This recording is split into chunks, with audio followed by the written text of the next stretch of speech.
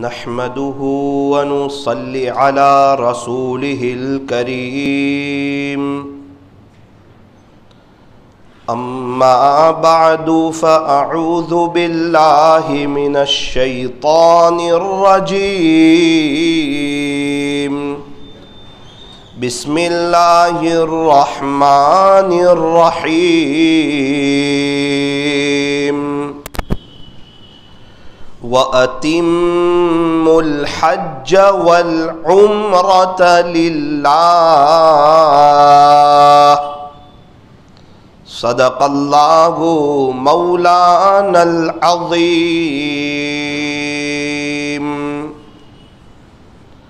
وقال النبی صلی اللہ علیہ وسلم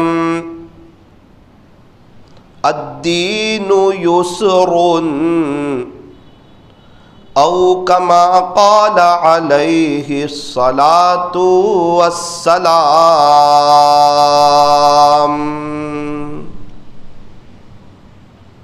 محبت سے درود شریف پڑھ لیجیے۔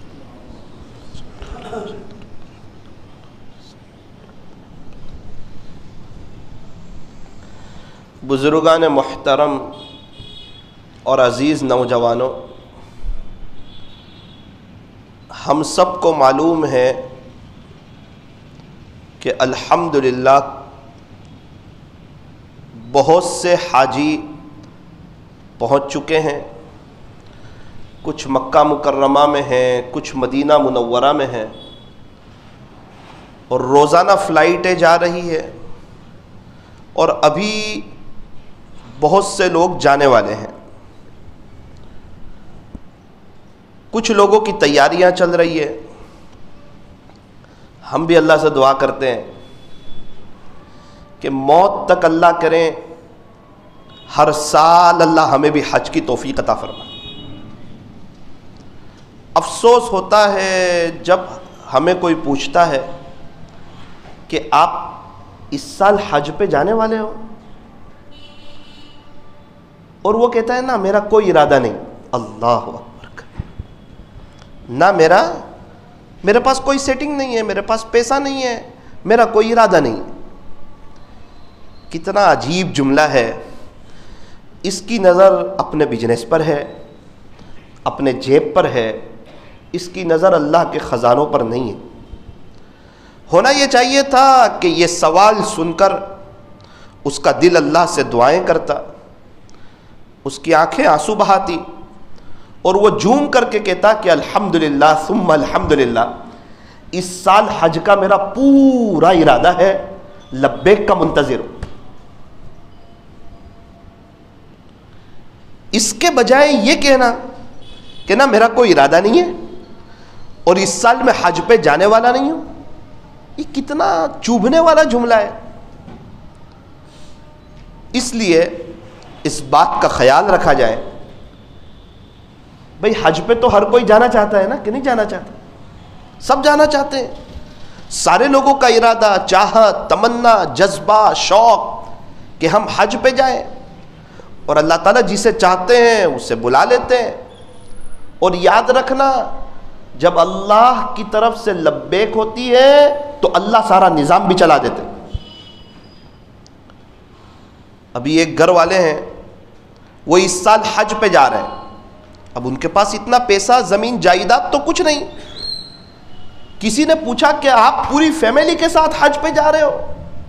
تو کہا ہاں۔ انتظام کیسے کیا؟ تو انہوں نے کہا جس فلیٹ میں میں رہتا تھا وہ فلیٹ میں نے بیچ دیا اور میں جا رہا ہوں فیملی کے ساتھ۔ آ کر کہاں رہو گے؟ کہ اللہ مالک ہے۔ کچھ لوگ تو ایسے توکل والے بھی ہیں جو اپنا مکان بیچ کر چلے جاتے ہیں۔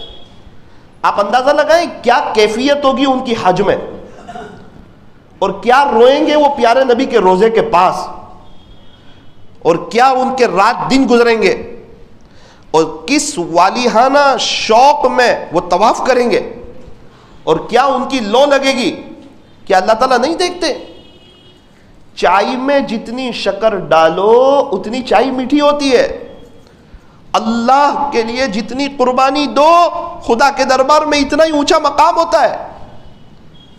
کچھ لوگ ایسے ہیں پیسہ کچھ نہیں مکان بیچ کے جا رہے ہیں, اور ایک بڑا طبقہ ایسا ہے کہ ان پر حج فرض ہو چکا ہے اور وہ ٹال مٹول کر کے آگے پیچھے کرتا ہے. جب بندہ ٹال مٹول کرتا ہے آگے پیچھے کرتا ہے کبھی اللہ تعالیٰ سخت ناراض ہو جاتے ہیں. ایک ڈاکٹر صاحب تھے, ان کا بیٹا ڈاکٹر بنا, باپ نے خوشی میں کہا چل تجھے عمرہ کرا کر آؤں. ابو امی بیٹا عمرے کے لیے گئے, احرام بھی پہن لیا, نیت بھی کر لی, حرم شریف کے قریب بھی پہنچ گئے. دروازے پر بچے نے کہا کہ ابو مجھے گھبراہٹ ہو رہی ہے, بے چینی لگ رہی ہے, اندر آنے کو دل نہیں کرتا. باپ نے کہا بیٹا اب تو ڈاکٹر بن گیا ہے, اب دعا کی جگہ ہے, دعا کر, اللہ تیرا کام چلائے گا. بڑی بہترین جگہ ہے, یہاں تو لوگوں کی بے چینیاں ختم ہو جاتی ہے, پریشانیاں دور ہو جاتی ہے, سکون مل جاتا ہے. ابو مجھے بے چینی ہو رہی ہے, میں اندر نہیں آ سکتا. ٹھیک ہے تو باہر بیٹھ, میں اور تیری ماں عمرہ کر کے آتے ہیں. طواف کیا, دعا کی, 2 رکعت واجب نماز ادا کی, سعی کی, صحیح کر کے آئے, کمرے پر آئے. بیٹے نے کہا ابو میں کسی حال میں مکہ مکرمہ میں نہیں رک سکتا, میں معذرت چاہتا ہوں. فوراً اس نے ٹکٹ لی اور اپنے ملک آ گیا. کبھی کبھار کوئی ناقدری ایسی ہو جاتی ہے کہ ایسے محروم کرتے کہ قریب لے جا کر بھی دور کر دیتے. کچھ لوگ ایسے بھی ہیں جو دور رہ کر قریب ہو جاتے ہیں, تو دور, پیسہ کوئی نہیں, انتظام کوئی نہیں, لیکن وہ رونا, وہ حاجیوں کو یاد کرنا, میں یہاں ہوں میرا دل مدینے میں ہے, اور وہ ارادے اور وہ جذبے. حضرت مولانا حسین احمد رحمۃ اللہ علیہ, حسین احمد مدنی رحمۃ اللہ علیہ, اس وقت ان کو کوئی مدنی نہیں کہتا تھا, اور ان کے خاندان کے نام کے آگے مدنی کا لقب نہیں لگا تھا. حضرت مولانا حسین احمد مدنی رحمۃ اللہ علیہ دارالعلوم دیوبند میں پڑھاتے تھے.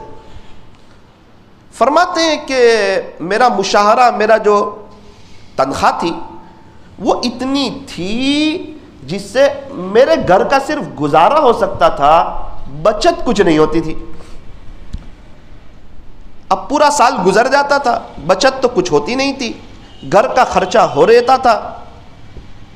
اتنے میں دیکھتے ہی دیکھتے آ جاتے تھے حج کے مہینے. حج کے مہینے شروع ہوتے اور حضرت بے چین, تڑپ رہے, آہیں بھر رہے. ایک جملہ بار بار کہتے تھے, عشاق لوگ کیا کر رہے ہوں گے ابھی. اللہ کے عاشق لوگ جو گئے حج میں, کوئی طواف کر رہا ہوگا, کوئی سعی کر رہا ہوگا, کوئی پیارے نبی کے روزے کے سامنے ہوگا, کوئی اصحاب صفہ پر ہوگا, کوئی جنت کے ٹکڑے پر ہوگا, کوئی احد پہاڑ پر گیا ہوگا, کوئی قبا گیا ہوگا, کوئی قبلتین گیا ہوگا, کوئی خندق کی جگہ پر گیا ہوگا, کوئی غار ثور پر چڑھ رہا ہوگا, کوئی غار حرا پر ہوگا, کوئی مینا ہوگا, کوئی عرفات دیکھنے گیا ہوگا, کوئی مزدلفہ گیا ہوگا. عشاق لوگ کیا کر رہے ہوں گے, یہ جملے تھے ان کے. انتظام کچھ نہیں, ابھی تک حج کیا بھی نہیں تھا. ایک مرتبہ ایسا ہوا, کھانے بیٹھے ہوئے تھے, پھر اچانک حج کی یاد آ گئی, کھانا چھوڑ دیا اور کہنے لگے عشاق کیا کر رہے ہوں گے. کاش حسین احمد کا بھی بلاوا آتا اللہ کی طرف سے اور مجھے بھی وہاں حاضری کی سعادت نصیب ہوتی.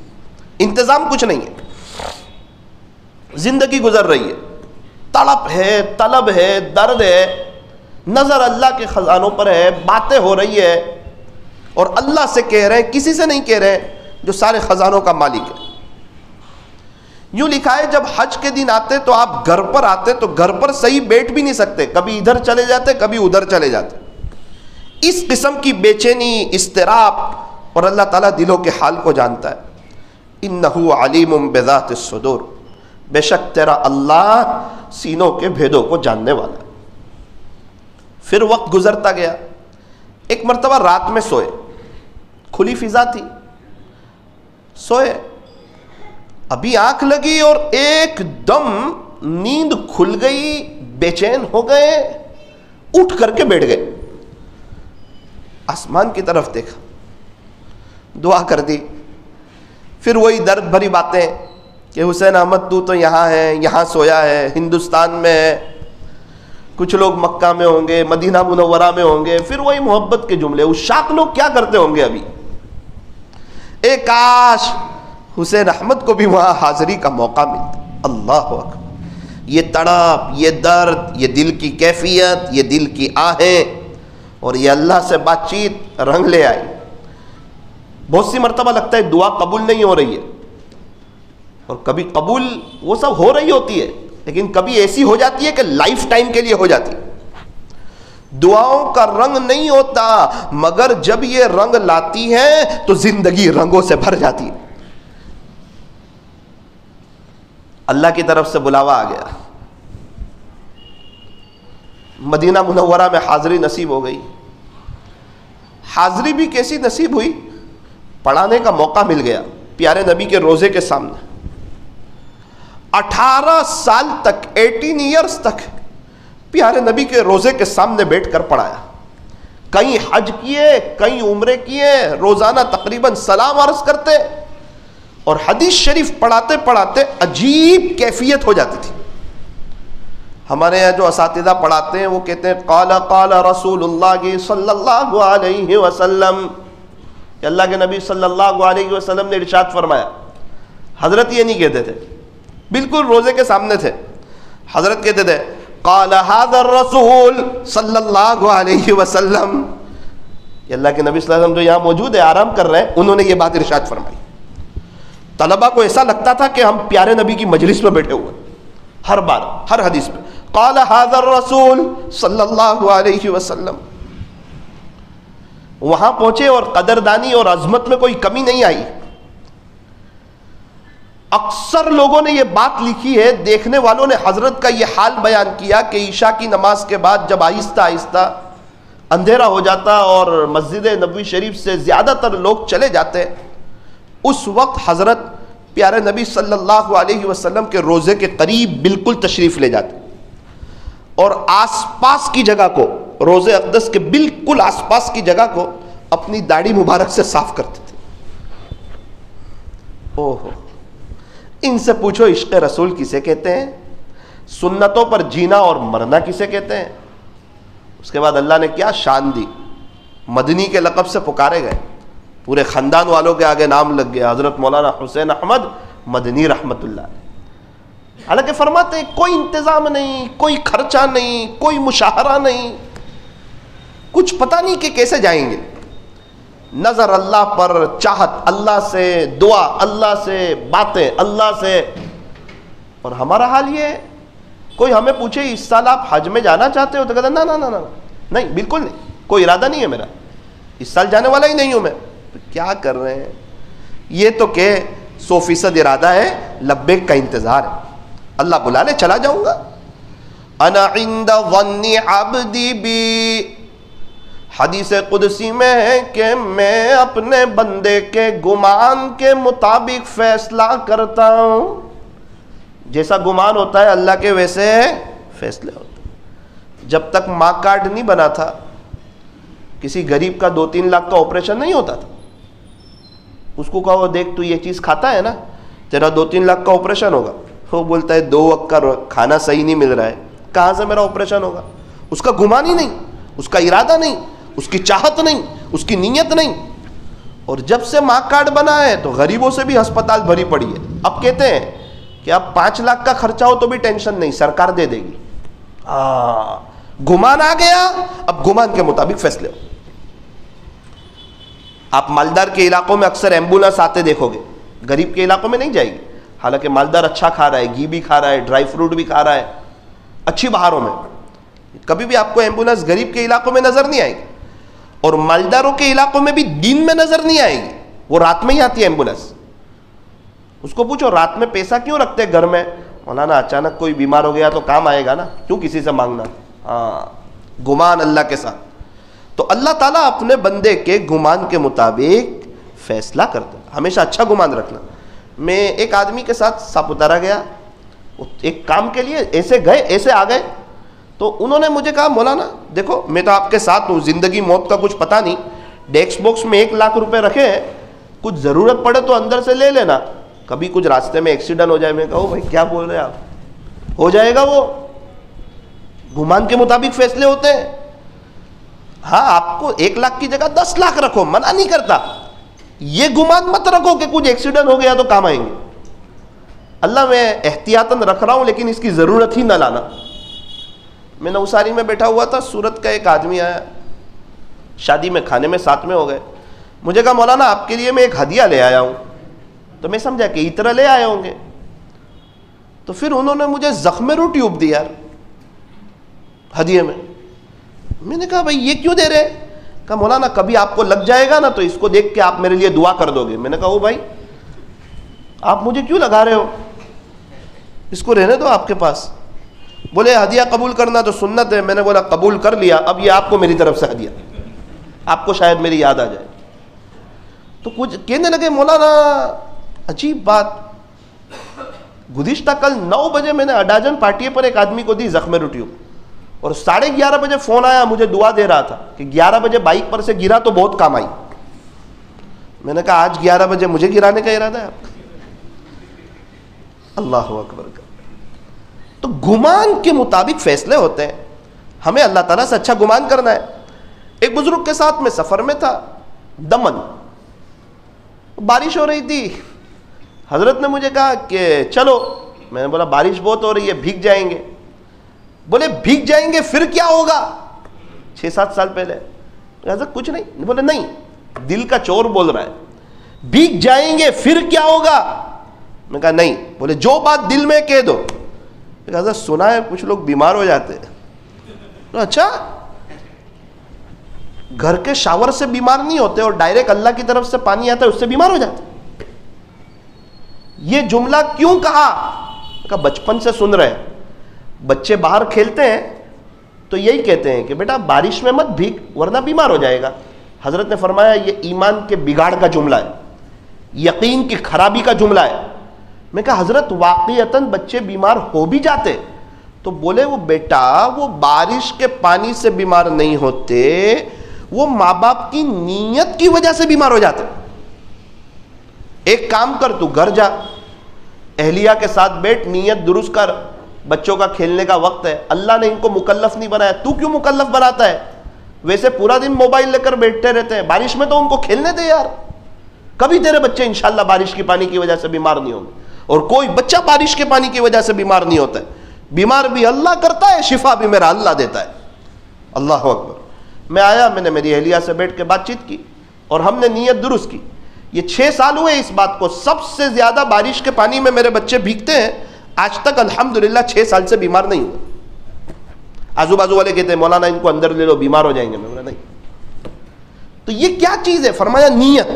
نیت کا بڑا اعتبار ہے, گمان اللہ کے ساتھ. تو اس لیے گمان یہ رکھو, دعا کرو کہ انشاءاللہ اللہ تعالی ہمیں بھی ہر سال حج میں بلائیں گے. آگے اللہ کی مرضی ہے, طلب تو ہو, تڑپ تو ہو, ارادہ تو. یمن کے ایک حاجی صاحب آئے تھے, اخبار میں ان کا انٹرویو شائع ہوا. ان سے پوچھا گیا کیا عمر ہے؟ کا 120 سال. کتنے حج کیے؟ فرمایا کہ یہ 20 سال کی عمر سے حج شروع کیے تھے, یہ میری زندگی کا 100واں حج ہے. کتنے حج پیدل کیے, کتنے حج سواری پر کیے؟ فرمایا کہ 80 حج پیدل کیے, 20 حج سواری پر کیے. 100 سال میں ایک بھی سال ناگا نہیں. انہیں کون لے گیا؟ اللہ لے گیا. نظر اللہ پر, اللہ کے لیے قربانی دینا, اللہ کے نام پر خرچ کرنا, اللہ کے لیے کوئی کام کرنا.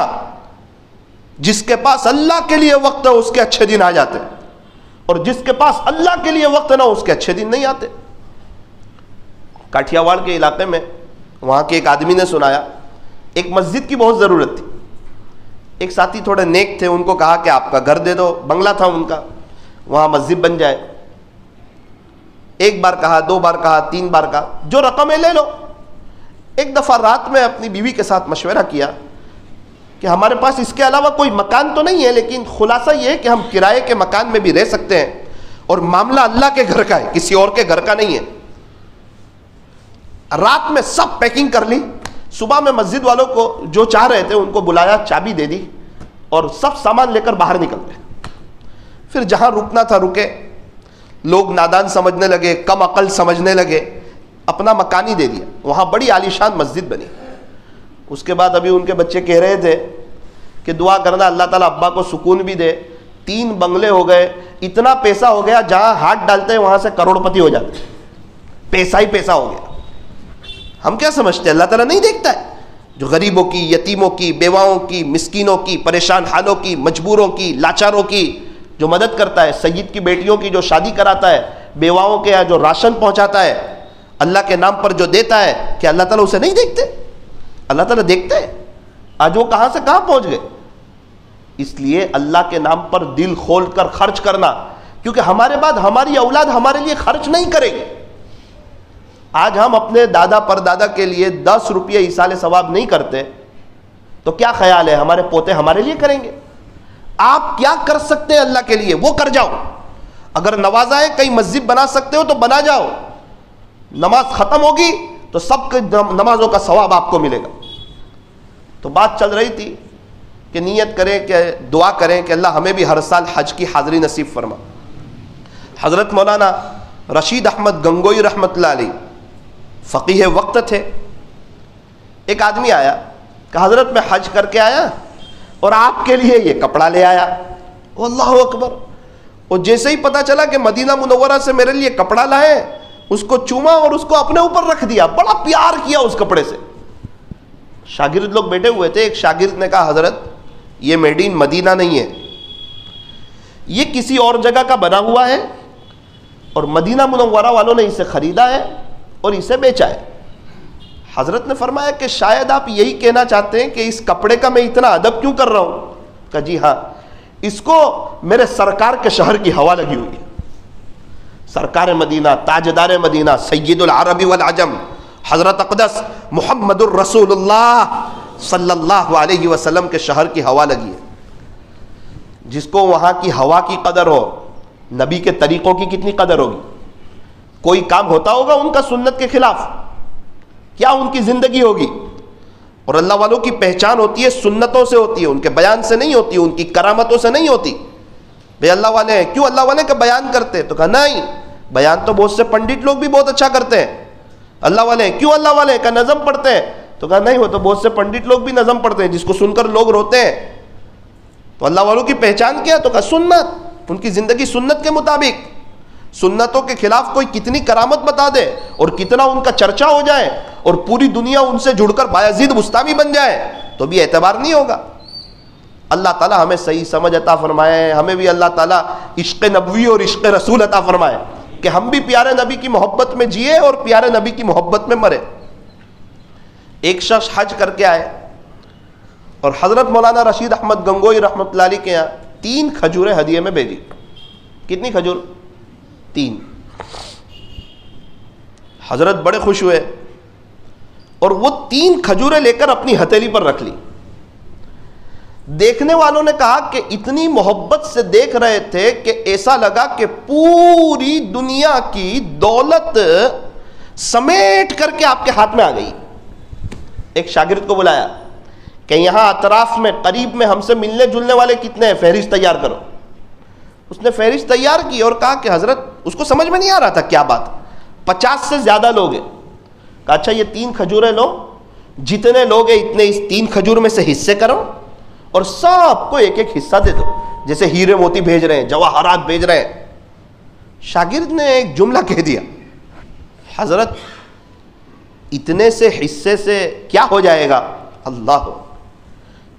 رنگ سرخ ہو گیا، بہت ناراض ہو گئے، غمگین ہو گئے کہ پیارے نبی کے شہر کی کھجوروں اور اس کو تو چھوٹا کہتا ہے۔ ادب نہیں، اہمیت نہیں۔ نازاگ حسن جس پہ یہ حسن رسول ہے کہ کہکشاں تو آپ کے قدموں کی دھول ہے۔ ایک کاروان شوق، مدینہ منورہ جانے والوں، ایک کاروان شوق، یہاں سر کے بل چلو کیونکہ طیبہ کے راستے کا تو کانٹا بھی پھول ہے۔ ایک کاروان شوق، یہاں سر کے بل چلو کہ طیبہ کے راستے کا تو کانٹا بھی۔ ایک بزرگ دعا کرتے تھے، اللہ ہر سال حج، ہر سال آخری عشرے میں مسجد نبوی شریف میں اعتکاف، اور جنت البقیع میں آرام کرنا چاہتا ہوں. 3 تمنا ہے, اللہ سے کہہ رہے ہیں. انسان کی دعاؤں سے پتہ چلتا ہے اندر کیا بھرا ہوا ہے, کیا سوچ ہے, اس کی باتوں سے, اس کی مجلسوں سے, اس کے ساتھ بیٹھ کر اندازہ ہوتا ہے اندر کیا بھرا ہوا ہے. 3 دعائیں فرماتے ہیں مانگتا گیا, وہ بڑا کریم ہے, قبول ہوئی. 53 حج نصیب ہوئے زندگی میں, ہر سال حج. 53 مرتبہ مسجد نبوی شریف میں آخری عشرے میں اعتکاف کا موقع دیا اللہ نے. مسجد نبوی شریف ہے, رمضان کا مہینہ ہے, روزے کی حالت ہے, فرض نماز ہے, عصر کی نماز ہے, سجدے کی حالت میں مسجد نبوی شریف میں انتقال ہوا. وہیں پر جنازے کی نماز پڑھائی گئی. پیارے نبی کے روزے کے سامنے سے ان کا جنازہ گزرا, اور جنت البقیع میں آج وہ آرام کر, بقیع الغرقد. مانگے تو صحیح, قبول نہیں ہوتی, یہ نہیں ہوتا, ارے سب ہو جاتا ہے. دعا کے 3 پہلو ہوتے ہیں, یا تو قبول ہو جاتی ہے, یا مصیبت کو ٹال دیتی ہے, یا آخرت کے لیے ذخیرہ کر لی جاتی ہے, مگر کبھی بھی رد نہیں ہوتی. یار مانگ کس سے رہے, ہو سکے تو ہر نماز کے بعد 2 منٹ بھیک مانگ کر جائے, دل لگے نہ لگے. شیطان کہے گا اٹھ کے چلا جا, کہ کوئی بات نہیں, مانگتے نہیں آتا, 2 منٹ کے لیے ہاتھ اٹھا کر بیٹھا رہوں گا فقیروں کی طرح. اور جس کو ہاتھ اٹھانے کی توفیق ہو گئی, ذرا دیکھ لینا, ایسا کرنے کی جس کو توفیق ہو گئی, وہ اس عاجز کی بات یاد رکھ لینا, ان قریب اس کا مستقبل روشن ہو جائے گا, ورنہ کبھی بھی اس کو ہاتھ اٹھانے کی توفیق نہیں دیتا. رابعہ بصریہ رحمۃ اللہ علیہ سے کسی نے پوچھا کہ میں نے توبہ کی, میری توبہ قبول ہوگی کہ نہیں؟ فرمایا اگر آپ کی توبہ قبول نہ کرنی ہوتی تو کبھی بھی آپ کو توبہ کی توفیق ہی نہیں دیتے. توفیق ہی اس لیے دی کہ قبول کرنی تھی. اس لیے دعائیں کریں, ہر سال حج کی, عمرے کی, وہاں کی آرام کی, جنت البقیع کے مدفن کی, نمازوں میں دھیان لگانے کی, اور نقد اپنی زندگی کو چینج کریں. زندگی کو چینج کرنا, اللہ کے نبی سے ہٹ کر بے چینی, پریشانی, حالات, تکلیف, بے برکتی, عاملوں کے چکر, بیوی بچوں کا نافرمان ہونا, بنا بنایا کام ہو گیا, 2 کام بگڑ گئے, 2 ہو گئے, 4 بگڑ گئے, آج تک کوئی خوش نہیں رہ سکا. اللہ کے نبی کے طریقے سے ہٹ کر سسکنا, بلکنا, پریشان ہونا, بے چین ہونا, ٹینشنوں میں ہونا, یہ لائف ہے. اور اللہ کے نبی کی بات اگر مان لی, اللہ کے فرما بردار ہو گئے, تو فیملی تو بہت دور کی بات ہے, جنگل کے جانور بھی اس کے فرما بردار ہو جاتے ہیں. اللہ ہمیں عمل کی توفیق عطا فرمائے.